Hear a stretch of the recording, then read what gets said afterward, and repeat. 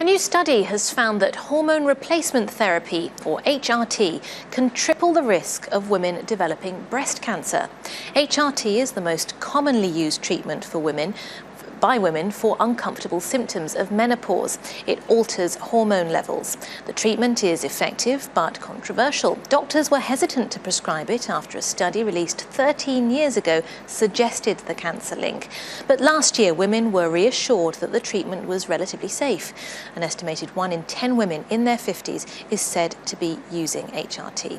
Well, now the new study says that previous estimate might have been an underestimate of the risk, especially that of an advanced treatment called combined HRT, and that could have underestimated the risk by up to 60%. Well, let's get more details about this from Katie Goetz, who's the spokeswoman for Breast Cancer Now, which is the UK's largest breast cancer research charity. Thanks very much indeed for joining us here on TRT World.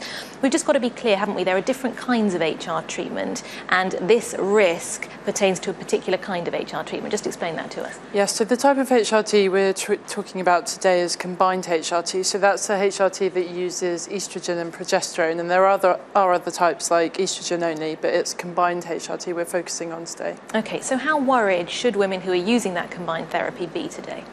Well, the study results have shown today that we have possibly previously underestimated the risk of breast cancer with combined HRT. However, to put that in perspective, this is still a slight increase in risk.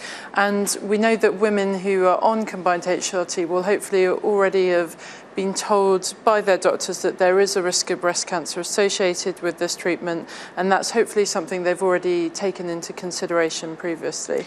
But it's worrying, isn't it? Because we've had previous studies that have suggested a link, but last year, NICE in the UK reassured women, and now this new study saying, well, actually, there's quite a larger risk than we previously thought. Well, that's the largest, today is one of the largest studies we've had to date, and it's looked specifically at the methods of how we work out who's at risk with this particular type of HRT.